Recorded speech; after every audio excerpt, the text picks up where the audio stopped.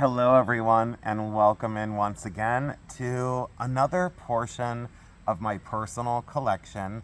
And again, this is not an all-inclusive video on all of my antique and vintage purses, but this is only a fraction of my collection. I have been at this for well over 3 decades, and as all of you know, I'm an artist, I'm an avid collector, and I'm a full-time reseller. And I've done estate sales, and I've been an auction advisor. I was a veterinary assistant. I'm a metalsmith and a photographer. I live a very full life, and I have invested in so many different collections through the years. And this again is only the tip of the iceberg for some of my antique and vintage purses. I tried to stay today with just glass beaded and also cut steel beaded bags. You will not want to move a muscle because this is going to be absolutely loaded. What I'd like to do is I'd like to welcome you all in and show you some of the collection based on craft and skill. I would like to talk about some of the ages on some of the bags and also some of the values. And again, thanks so much for joining in and for joining me today. So that I don't get too far astray from my jewelry portion, look at this awesome celluloid Art Deco ring box that just came in the other day. Absolutely fantastic with its original lining in wonderful condition. Again, these boxes used to be given away for free, and then years ago they were selling for like $8, $10. I was buying up as many as I possibly could. I have well over now 200 celluloid ring boxes, and now they're bringing over $100 a piece if they're brightly colored, in good condition, and in fantastic, fantastic design. So please go over to my celluloid ring box collection, and 2 pieces of jewelry that just came in, an amazing 18 karat gold diamond and 4 sapphire ring, 18 karat gold. I just bought this out at the flea market the other day, and look at that central diamond. Why I bought this was that 18 karat gold mounting has all 4 triangular cut blue sapphires still inside of that mounting. So if you love jewelry, stay tuned to videos coming very soon.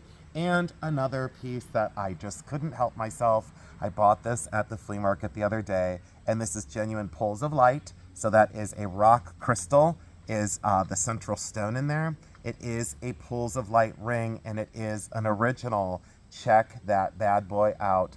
Look at that. It has the price tag on it. And look at the mounting, but look at that pools of light. That is rock crystal. That is, it's all original. 1920s, 1930s. Look at the way that pushes that light. And are you ready for this one? I made a mistake. I shopped this dealer very early in the morning. Maybe my brain wasn't totally on when I was there. I overlooked this ring inside of one of her cases. I took my friend Gail back to her booth to extend, the generosity of like, Gail, come over and shop this wonderful ladies collection.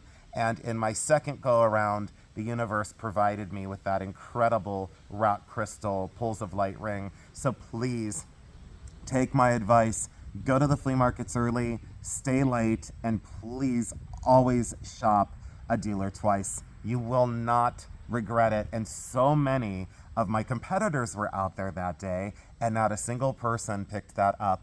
And I thought, wow, I can't believe that was almost a $200 mistake. That was almost a $200 mistake. And yes, I raced home and put it in a vintage celluloid ring box.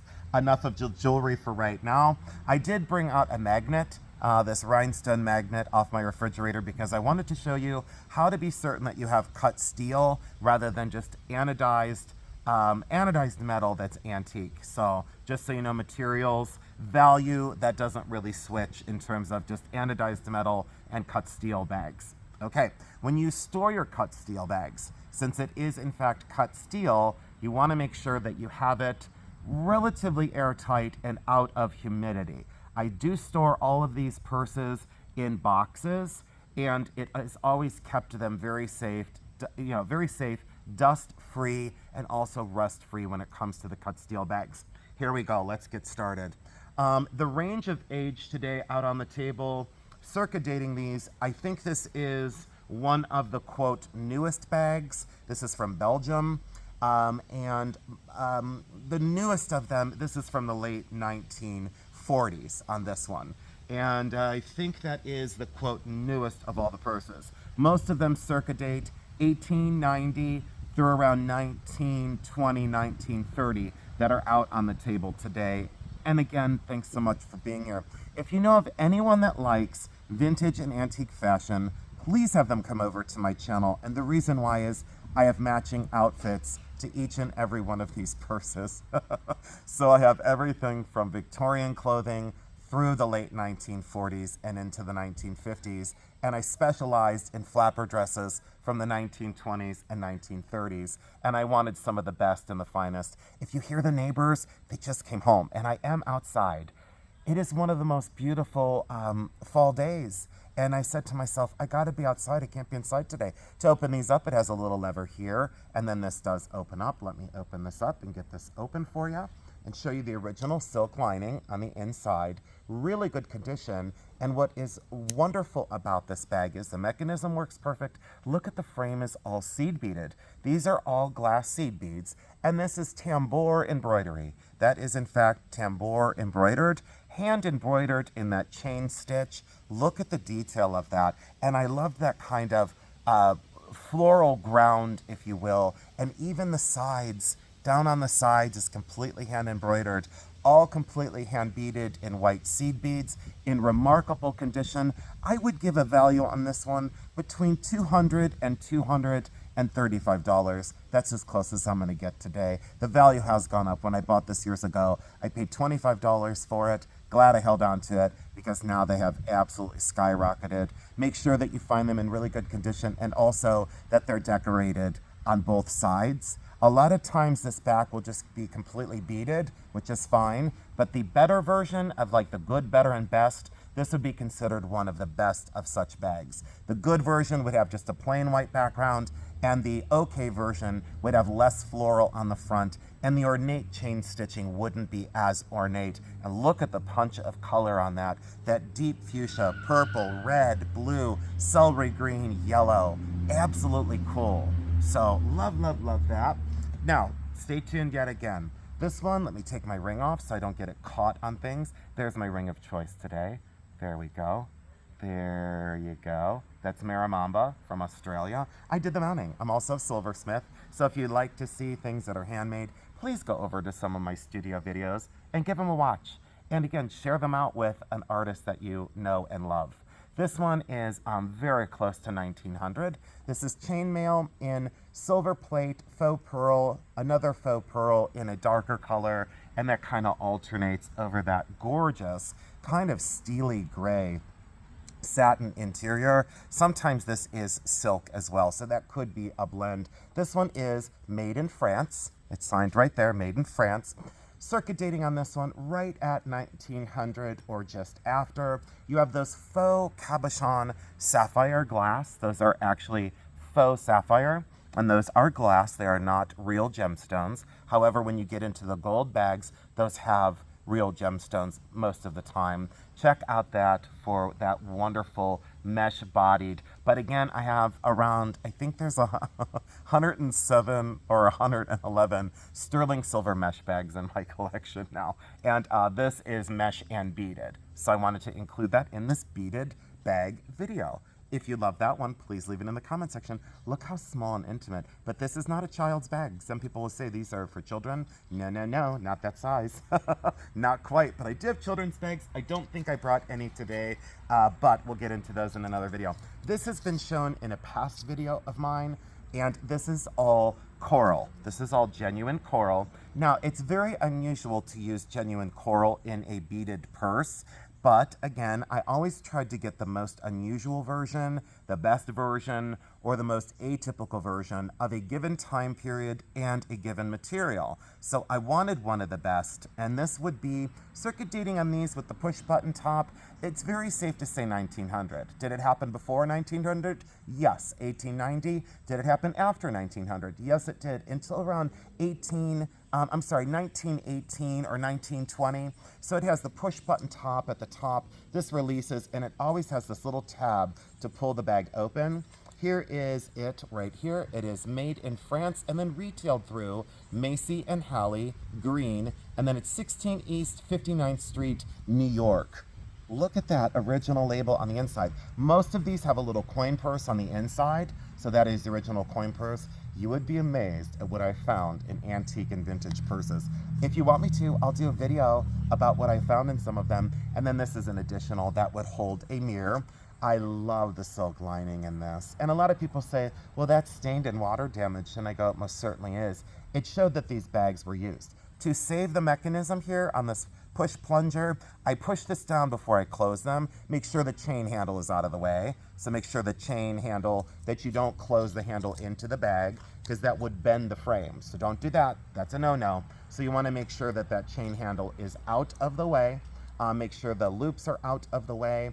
And if you're handling such purses at an antique show, always ask the dealers if they mind. Please be very gentle. These are very fragile in their construction, their fabric, and combining metal and fabric, very difficult to last a lifetime. Look at the marcasite inset and the red coral border. And let me go in close on those beads so that you can see that they're genuine coral beads. So no one says, well, he's wrong, those are glass. No, no, no. Let's not go there. Those are genuine coral. So these are actually genuine coral beads. And let me go in close on those. Now, most of the time, those are glass. Most of the time, 95% of the time. I have yet to find another angel skin coral purse. And look at that with turquoise. You know, and I don't slow down sometimes in my videos to see the color combinations of what I'm wearing, and then an amazing, amazing bag. You could totally get away with both of those on the same outfit. And look at that beadwork and those half round rhinestones that have a flat back that are prong set. Check out the detail of that almost spider webbing design. This is one of my favorite bags. Years ago, I believe I paid $125 would be my guess. This has been with me a long time, so you'd have to forgive me. $125, maybe $145. Now in genuine coral and so complex with that additional seed bead in glass. I would say on a bag this size with a jeweled frame on both sides, did you notice the frame? Jeweled on both sides, very complex, original chain handle. I would say on that one, I gotta be realistic. If I were selling it, I would want between $650 and $750. I think in a full tilt retail situation or really advanced gallery situation, I would say you could obtain more than $1,000. If you went full retail into an advanced collector. Could you imagine that on a Hollywood starlet at one of the big events? I don't watch those events anymore. Don't get me started on that. So check this out. Look at this for orange glass seed beads. And I've loved this bag, completely hand constructed, circa dating on a drawstring bag, much like this. It would be right around 1910, 1915. Beautiful beadwork, fantastic condition. And you know that I love orange, so that sun-kissed orange color got me completely crazy. Please leave down in the comment section below what you love the most. And I always sometimes forget to engage the audience. It's always like me, me, me. No, it's all about you, you, you in these videos. So please let me know what bag you like the best. And out of the screen, I don't know why, but I've loved this forever. Now this might be a child's bag because the opening is so small, or it could be a dance purse. Do we want to fight over terminology on my channel? We don't. So don't come on my channel and fight about it. You'll be instantly removed and asked to go somewhere else. You can fight with whoever you want to fight with, but you're not doing it on my channel. It's not going to happen. Check this out. Look at the way that's seed beaded together with all those glass seed beads. It layers upon layers of fringe. And let's move this out of the way so you can see that that bag is completely crocheted by hand. And then look at that to where the beading is actually spaced with the crochet. Do you know how difficult that is to add beads into crochet? My grandmother crocheted. I watched her for hours. Another thing, can you imagine the handle of a bag like this surviving? All it is fiber and glass beads. And check out that handle that has survived all those years. And I really wish that you could touch these pieces. The intimacy and the care and the skill and the labor of love that these pieces have, it feels like gold. You know, it feels smooth as silk. And I love that amber color. I'm usually not about earth tones, but I made that exception for that bag. This was $8 at an estate sale, circa dating, again, 1900, 1920.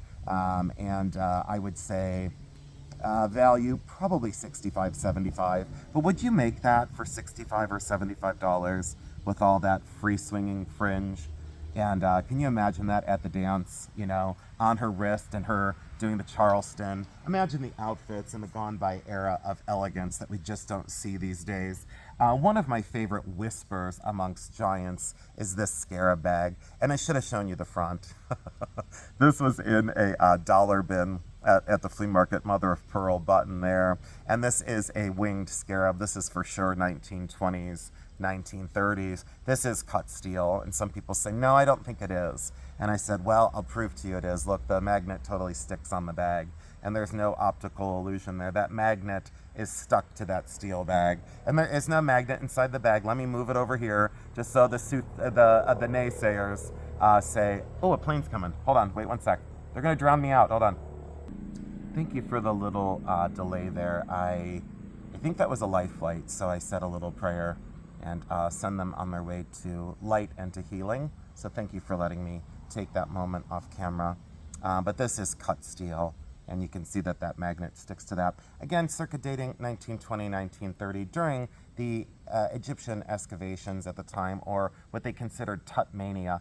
And that winged Scarab is magnificent. On such a small bag, maybe, because of the detail of the Scarab, maybe, that's a tough one. 55 to 75. And that's a lot for such a small little coin purse. That definitely went inside of a much larger bag. So hopefully I find the full scale bag of that sort. For anyone that was sticking around for jewelry, and if you didn't, you're really going to miss out. This is in fact 21 karat gold. And just in the gold value on this tiny little bracelet, so this is a little purse bracelet, just on this tiny little bracelet. Let me show you that. Do you know that this, I just weighed this today at 21 karat. It's over 7.4 grams with gorgeous enameling. Do you know that this is worth over $740 some dollars just in its gold value by today's gold prices? I would have never thought I would have seen that. Always make sure that when you're at the thrift, a little helpful hint here, if you see that little S hook right there, do you see that? Sometimes that will not be marked. So if this purse was not on here, imagine that at the thrift, right? They would sell that as just costume, a little costume beaded chain. That alone is probably worth $400 just in the gold weight. So please, when you see that little S hook, now not every time you see that is it solid gold or 21 karat gold. Sometimes it's 18 karat and sometimes it's plated. So always when you see that, take a moment and reflect on that. But look at the enameling of this. And someone said, that is the cutest little charm I've ever seen. Look how small and intimate. Now watch this. Are you ready? Are you prepared? Because I didn't know this happened. I thought it was just kind of a little, solid cast. No, look. This totally opens, and there's a compartment on the inside. And it's marked 90. Do you see that? That means it's 90% gold. And that is 21 karat gold. So if you couldn't hear me for a second, I was looking down, and I was talking at the floor. Do you know what I said the other day on the video that I deleted? I said I've been very conscious of where my feet are on the ground. And I'm not one who stares at my feet on the ground. I always look forward, spiritually speaking, and I've been spiritually looking at my feet and staring at the ground. I think a lot of people are doing that. I would suggest have faith and look forward. Don't stare at your feet spiritually. Look beyond where you're standing. Let that be the message for today. And beautiful, by the way, construction in solid 21 karat gold.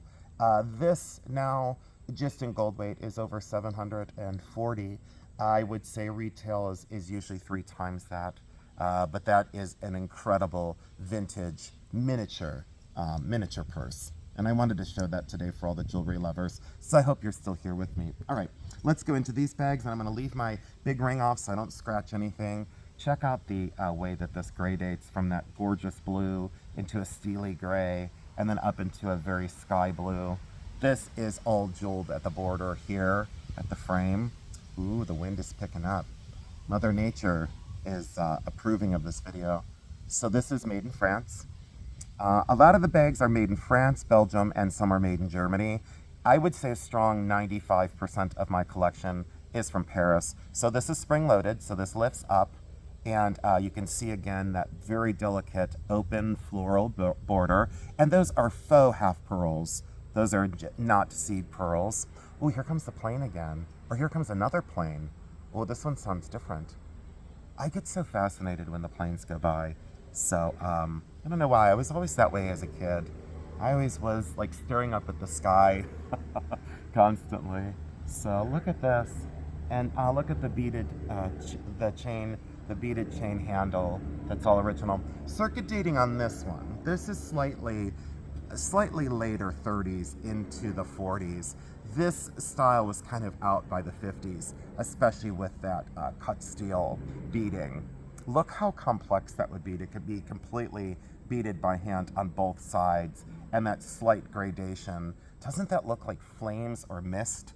I hope you're picking that up in this. And the camera angle is angled down today so that I could get really close to these pieces for you. Let me tap on the screen and get this back in focus. Now we're in focus, I believe. Yeah, I will tap the screen from a couple of these to make sure that we get in. So if you see the camera bobble a little bit, I just got to tap the center so that focuses for you. Look at the construction of that. Very unusual to have the handle in such good condition. Beautiful construction. I hope you love that one. And let's go with the one in the box. I was going to save this for like the grand finale. So this is in its original box, retailed in Boston, here in America. And every time I see this one, it just takes my breath away. That this is so complete, and it's nestled in its original box. Sometimes I will line these with acid-free paper, but I keep the original box and the original tissue. Most of the bags that I have the original boxes to are stored separately. These boxes are very, very fragile, and you can see that this doesn't have part of the lip. Also, there is acid inside of this paper, so these are not archivally safe. I talk about the way I store my collection for a reason. I wouldn't want this paper next to this purse. So inside my collection, this purse is stored in acid-free paper. This box is stored separately in a zippered pouch. I do have a tendency to store a lot of things in either linen pillowcases or cotton pillowcases folded so that they are able to breathe. They do have natural airflow. Wait till you see the fringe on this. That it's all original. And now you see why I took my ring off, so that I didn't get it stuck on my ring. I wouldn't want to damage this fringe. If I did, it would be a tragedy. Look at the way this fringe is constructed with those beads, the larger beads at the top, and then let's go in on the body of the bag. Are you absolutely kidding me? For the most gorgeous of color combination in that William Morris style design, that abstract foliate, absolutely amazing on both sides. It is a drawstring. Can you imagine the loops up here lasting with every single bead? I don't want to separate it much, but every single bead is there. Every single bead is hand applied. And then how they mimicked that line that then continues from the loop handle into the body of the bag. As an artist, I was always about the design sense of things. Is this a personal favorite? You bet it is. Look at the beaded tassel that still remains on that silk and satin cord. And look at the beaded tassels completely still there. And look, the colors match the body of the bag. I really hope that's staying in focus for all of you. Let me tap the camera and see if we can stay very focused on that. Look at that with the cut steel accents. Let's see if the magnet sticks on the body of the bag. It does. So bingo, that is cut steel. Now these are glass beads, so the magnet won't stick on the outside. See, it just falls off. But where the cut steel is, it will adhere to the bag. So where that steel color is, where those miniature cut steel are. But if you go to stick it here, in the blank area right here, look, it just goes and falls off, watch. See, it falls off and then it gets stuck on the cut steel. I think that's me as a magnet. I'm stuck on cut steel. Check out the construction of this one. This makes me extremely happy. It has the original interior. We're not going to get into that. Let me lay this very carefully back down. Every single piece of fringe is there, and such the rare survivor. And thank you so much for allowing me to show you that one out of my collection. It has never been, well, most of these, 90%, have never been on my channel before. Let's nestle that back in its box and get that off camera and safe and sound. There are two very large bags off camera. Let me resituate, I'll be right back. Look, I magically restaged for you. I know what you're thinking. I want to talk about this Art Deco bag right here. I want to talk about this amazing cut steel bag. Don't you worry, I got you covered. Do you want to talk about one of the biggest bags in my collection? So, this is one of the grandmas of the collection. She's a beauty. Look how big she is. Missing some fringe down here at the corner, so that needs to be restored. Look at that original fringe, though, at the very bottom of this bag.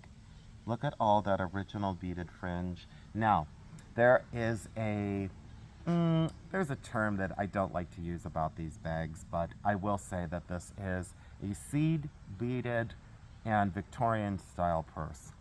Age on this one, that's a really good question. Frame is newer than the bag portion. Bag portion could be around 1890, 1900. The frame is much more 1900 to 1915. Check out the construction of this with all of these glass seed beads, completely hand beaded. The whole body of that bag. Look at the ground of that gorgeous bronze cut glass, and then look at the rose garland that comes down again to that final fringe at the bottom. And the best part of this, the best portion, look, it's double-sided. It's the same on the front and the same on the back, and a remarkable bag. Do you see how big this is? Here, let's look at my giant hands, and look, my hands don't even hold the whole thing. Look how big this is. So it's bigger than both my hands together. Look at it. It's just magnificent, is what it is. I had a very large collection of those, and then what happened is my tastes changed over time, and I wanted bags that were more, I don't want to say more artistic, but I went with something like this. Let me show you this one. And this again is it just came in. I bought this at an antique mall. And look at the quality of this bag. Now, a lot of these were considered Hayawa bags. That was the company producing the kits. And the Hayawa bags are truly remarkable. Are you kidding? This is, I guess I went more for this because of the directional nature of that floral and the color saturation. These beads are much, much larger. Did you notice the size of the beads? So we could get into like a comparison of, let's do that. Let's put the tiny Scarab purse next to this one. Look at the size of the beads that were used. Do you see that size difference? So this was much more difficult to create, and the gradation of those colors was more difficult to obtain. Check out that. This one, although larger, look how complex. And did you notice the handle is completely intact? Not a single missing bead anywhere on the handle, nor are there missing beads at the border. And look, there's 2 layers of fringe on this bag. There's the front layer and the back layer. And did you see that the purse is decorated on both sides the same? This is very large, extremely large purse. You know what I am going to struggle with? Oh, and the inside is leather. So there is the leather, and there are snaps to hold it closed, and there's an interior pouch. I forgot to show you the inside, and look at me. I wasn't even really circa dating things anymore, and I forgot to talk about values. That extremely large bag that is off camera, that would be now $285 to $295. Years ago, it was like $695 to $795. So the price on the large bags has come down just a little bit. On a bag like this, the price has gone up. Years ago, this was $85.95. And now locally, and now this one is like $165, $175. And if you get an advanced collector that understands what these are and understands the quality and the condition of such pieces, this could be $225, $265 all day long, easy. Let me get the paper out of the way. And I don't like the crinkle of paper, so we just ditched that. We got that out of the way. Let me move that one more time. Thank you so much. And miser purses I have of miser bags, and that's what they're called, and that's what they'll always be called. They're miser purses. And the miser bags are very interesting, and I did some research on these years ago. But these are miser purses, and I only have 2 out on the table today, but I have a very large collection of these. I might have about 15 or 18 miser purses. These are cut steel, and there are steel rings that are faceted. Now, you might ask yourself, why do these rings on both sides move up and down? So there is a section right here that is open. Do you see how that's open crocheted? So that is all hand crocheted open. Most of the miser bags are smaller than this. This is an exceptionally large version. And what the miser purse does is you open this opening, you slide the ring up, you notice that, and then you get into the purse this way. So you can put your coins and your items down into the bottom, into that gorgeous hand beaded cut steel bag portion with that tassel here, or the fringe here, and the tassel on that side. Now let me show you the bottom, and let me show you the detail. Do you see that it's, look at the design of this bag, so it's the opposite. So we've got the polka dotted on the top and the bottom on this side, polka dotted in the center. Then we have this wonderful graphic square. And so do you see how that alternates on both sides? So that's like artistry in the best form. And this is the original acorn style tassel on this side, and then on this side is the beaded fringe. But this has always been one purse designed that way. This is one of my favorites of the miser bags. So you move the ring and then you slide this down to then contain all your valuables and your coins. Sometimes these are reported that they were worn through a belt loop, like, over a belt loop. Sometimes people have said that these were worn around the neck as like a scarf. I would say more apt to be worn at the belt line or just held at the hand like that. So they would, have it around the wrist, and then they would just hold it here, and that would be their bag. That would be their daily purse. Very unusual to find one in this, cut steel in that good a condition with no rust. Absolutely amazing. And then on the more kind of dressy side of that, you see how both sides of this one are again different.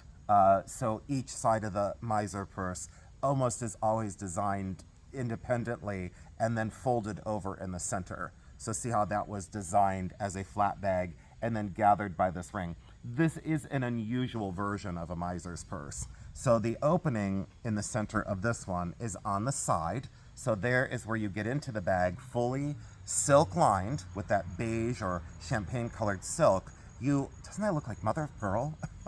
You put your coins and jewelry down in, and your coins and jewelry down in, and then you fold it this way, so that's secure then, and then you hold it by the ring. Now this one is much more formal because this is velvet. This is a velvet that is a really high quality velvet. And then look at the border there with the cut steel. Again, on this side, you have just that appliqued fringe with the loops in cut steel. And then on this side, you have that single, again, ball-formed tassel. And look at the way that cut steel is so linear and so gorgeous. And look how the cut steel that is on the bag itself runs the full length of the purse onto the other side. So although independently designed, this bag is so forward-thinking. Circa dating on this one, this is a little difficult and a little touchy. You could go as early as 1880, 1890. You could go as late as 1900, 1905. By 1905, this was fairly well out of favor for such a purse. And the style was definitely different. Very unusual to have just this one ring to then hold on to. So that is how you would hold that bag. That definitely would have been held in place like that as a handle. Do you love this one? Because I most certainly do. Value on this one, I wouldn't let this bag go for less than $125. Years ago, I paid $15 or $20 for it. So these are still out there. You got to find them. Get out there and start looking. They're just magnificent works of art. Down to these few. Off camera is the Hobei bag. This had been featured in another video, so I didn't want to really delay much on this one. But the frame is by Hobei, but the bag is by Hobei, and I'm sorry, the frame is by Hobei, and the bag is by Joseph. So there we go. So the jeweled frame is by Hobei, that was responsible for costume jewelry, and then the bag portion was beaded by Joseph. And look at that golden sheen in those glass beads. absolutely incredible frame. This is one of my favorites. Years ago, these were retailing between $2,000 and $3,000. Now they're down to $1,200 to $1,500 full tilt retail. Can you imagine that as a clutch? Is that not one of the most elegant clutch bags you've ever seen? Circa dating, again, early 1940s, the height of Hollywood Regency, and every single jewel in there is absolutely bezel set and so fantastic. All faux jewels, by the way. Not a single real stone in that frame, but they sure treated it like it was fine jewelry. Amazing bag. Please go over to my other video where that was featured. And I don't like to repeat myself in the videos. And again, no one has ever seen any of these bags. So this is a first time out. And if you would like me to do a specialty video, just leave it down in the comments section below. If something's on your mind, or let's say I forgot something and didn't talk about something, just ask in the comments section. I read every single one of them. Why? Because I don't sleep. I do nap all day long, though. It's totally true. This is gorgeous. So this is blue cut steel, hematite cut steel, or the silver tone, and then the gold tone oxidized cut steel bag. Complete original fringe, circa dating on this double chain handle, and this filigree border frame right around, this is tough again, right around 1900, 1910, definitely pre-deco, you know. I mean, it's stylized, but whiplash and very arts and crafts in its approach. So definitely before deco. The interior is shattered, so that silk completely let go, and that's okay. I always leave it intact. And there is the original Made in France label. Remarkable, remarkable work. And again, make sure you move the chain handle out of the way before you close these purses. Did you see how that relaxed and I almost smashed that into the frame? Don't do it because it bends the frame. Always be mindful when you go to close these, and always get it out of the way completely, you know. One area to look for in these bags, while I get that one closed, one area to look for in these bags, the clasp to make sure that works, the kiss clasp to make sure that works well. Make sure the frame lines up really well, and always check on the sides of these purses. Always check right here in that kind of armpit area. I know it's like a weird term, but that's definitely like an armpit area where that frame comes together. Always check here to make sure that there's no real wear. And can you believe that that again is double-sided? A lot of times, to save time, they only beaded one side of these bags and not both. So please go after the best version that you can. That's my suggestion, because then guess what? You don't have to upgrade, you know, but make collecting fun. Make things affordable. Look at the movement of this bag. Look at this, the way that swings and sways. Now this was a kit from right at the 1900s. So this was definitely made in a kit. So they would send the fabric bag, they would send the frame, and they would send all the beads and the chain handle, and you would put it all together. And at home is like a cottage industry. Let me get into this one because this is a little tricky. I don't want to ruin any of these little, I forget what they call these, the little snap closures. Let me open this up carefully because that thread is so old. It's over 100 years old. Okay, and when people say, how do you know for a fact? You know, I say to myself, well, if you want to know for a fact, a lot of times the inside is signed like Whiting and Davis, this and that, whatever, whatever. This one was Hayawa, and that was at times a kit. So the Hayawa is signed on the inside. Look at the leather body on the inside of that bag. So as a Hayawa with the original trim. And that's, again, this is by verbal history, you know, and maybe someone has come up with new information and said, hey, wait, Hayawa is the company. Maybe it is, you know, but according to all the old-time antique dealers, this was always a kit that was sent in the mail. Much like the quilts that were Progress, or what's the other major quilt producer that was producing kit quilts, but like Progress. You would mail order it or buy it at the store, and it would be the quilt kit. So you'd get the laid out, you know, quilt top with all the pattern. You get all the pieces, maybe pre-cut, maybe you'd have to cut it yourself, and then you would apply the pieces into the color-coded sections and then quilt the whole quilt. Boy, the Bucilla, isn't that one? Did I say it right? Bucilla. If I didn't, I'm sure I'm going to get corrected in the chat. So I think it's Bucilla and Progress. Those were two of the most prolific in terms of making a quilt at home, or that cottage industry, if you will. What I found to be very unusual is these celluloid medallions that were inside that steel chain. And those celluloid medallions are on both sides. Very unusual that those celluloid pieces of plastic have survived holding that double chain handle together. Very gorgeous on both sides, missing a little bit of beading at the top, but that beautiful iridescent midnight blue and all of that fringe, and every layer is completely hand constructed on that purse. And then again, the kid leather lining. Look at the way that is. The movement of that bag is exceptional. I've always loved that. Value on that one, circa dating again, 1900, 1920. Circa dating again, I always say 1915 just to make everybody happy. That one, and I might be off by 5 years, who knows. That one, I would say value because of the condition. I would say on this one, 125 to 145, being moderate. This was a gift. This was given to me by my friend Mary. I did an estate sale for her. So Mary, if you're still watching my videos, thank you so much. And thank you for this amazing gift from years ago. So this is all glass seed beaded, and look at the loops. Again, double-sided. And the filigree frame was what did it for me. That filigree frame was exceptional. Again, sapphire glass jewels in the top, those cabochon sapphires. Value on this one, because the lining is almost complete, a little bit of shattering to that. Look at that passementerie floral trim. I would say value on that one. Let me get the chain out of there again. Value on that one, boy oh boy, because the color in the frame and the condition, not a single bead missing. 265. I'm going retail, 265, 275.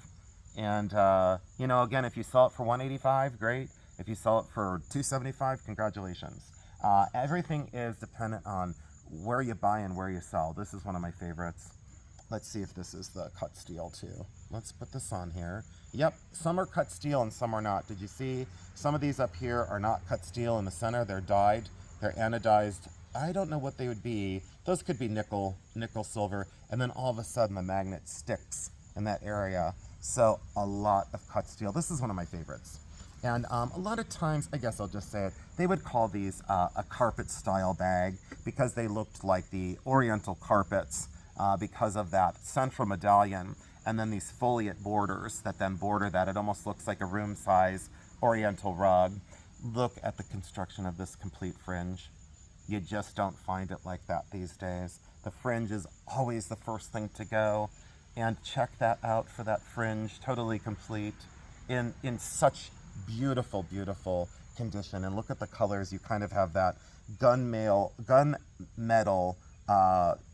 silver color into this gorgeous golden. And then in this central medallion, you have a celery green, a kind of a muted orange, and then this bright orange with a little layer of lavender. Then on the outside, these foliate or arabesque scrolls, and then that beautiful kind of graphic border on the very outside. Look at the oxidation on some of the beads. And did you notice the size of these beads? How small they are? Do you know how long that would take to do? And look, he or she did it on both sides. They said, I'm not doing it on one side, I'm doing it on both sides. I don't think in our lifetime we're going to see any sort of revival of this labor of love or skill. I wish we did. I wish we did. Could you imagine what someone would charge to hand bead the whole body of a bag this big and to make every single fringe on the bottom of that just for a purse? This is just a purse. But do you understand that this transcends the materials? This isn't just a brass frame and a brass handle, a brass chain, silk lining, and glass or steel beads. This is artistry.